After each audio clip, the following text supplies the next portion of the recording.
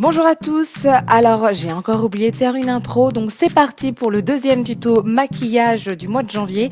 Et cette fois-ci, je reprends le maquillage de Regina de Once Upon a Time, une sorcière que j'adore, que je trouve super classe et j'adore son côté gentil, méchant, je sais pas, bref. Donc pour commencer ce maquillage, j'utilise la base à paupières de Urban Decay, toujours celle anti-âge, je veux la finir et je la trouve plus hydratante. J'utilise ensuite le crayon Cole Dior, je vais y arriver, que je vais utiliser comme eyeliner et aussi au creux de ma paupière. Et juste avant, j'ai mis du scotch, donc comme ça, je suis aussi le scotch en fait. Voilà, tout simplement.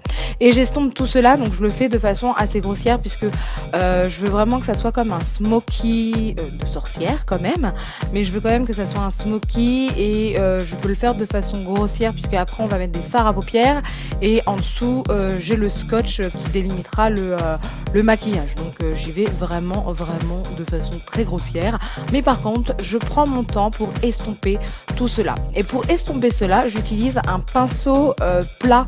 Je vous mettrai la référence, je vous l'avais déjà mis, c'est un pinceau de Sephora qui est vraiment bien. Ensuite, pour les fards à paupières, j'utilise le spray All Nighter qui est vraiment bien pour que la pigmentation du fard soit plus visible et pour que le fard tienne plus longtemps. Et je prends un fard à paupières Bordeaux. Donc là, j'ai utilisé une palette ELF mais qui n'existe plus, je suis désolée. Mais il n'y avait que ce Bordeaux-là que je voulais avoir. Sinon, vous prenez un rouge Bordeaux, franchement, enfin, un Bordeaux, ça devrait largement suffire. Vous le mettez au coin externe de votre paupière jusqu'au milieu, mais aussi au creux de votre paupière. En fait, vous refaites la même chose que le crayon Cole pour le creux de votre paupière et vous estompez tout cela. Donc, c'est vraiment un maquillage où il va falloir prendre le temps d'estomper. C'est nécessaire puisqu'on utilise quand même des couleurs assez visibles. Ensuite, je prends une couleur chair, un beige que je vais mettre au coin interne de ma paupière jusqu'au milieu. En fait, je rejoins le rouge avec, toujours avec un pinceau plat et j'estompe tout cela de nouveau. Donc, je vous avais dit, on prend beaucoup de temps à estomper. Ensuite, je prends une couleur champagne, champagne beige.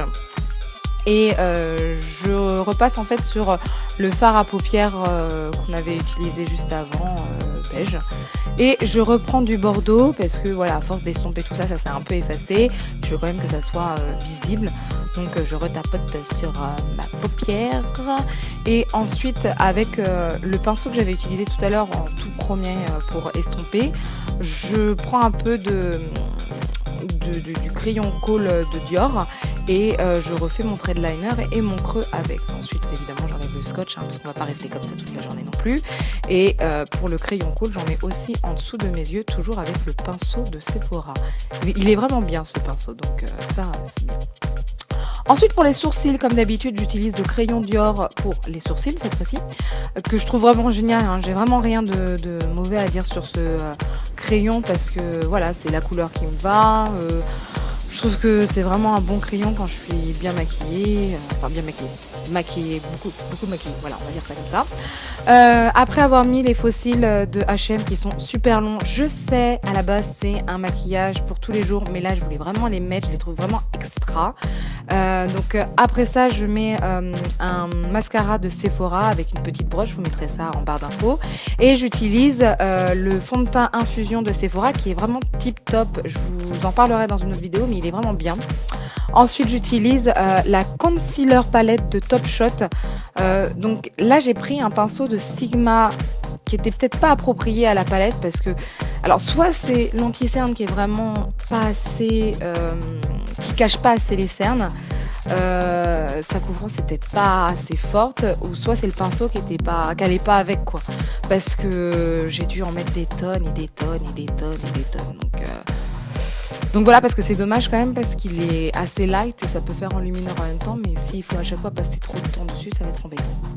Ensuite, j'utilise la Face Contour palette que j'avais achetée aux États-Unis. Donc j'utilise les deux couleurs que je vous ai montrées juste avant en tant que bronzer. Et j'utilise un beige jaune que je vais mettre en dessous de mes yeux pour que l'anti-cerne tienne le plus longtemps possible.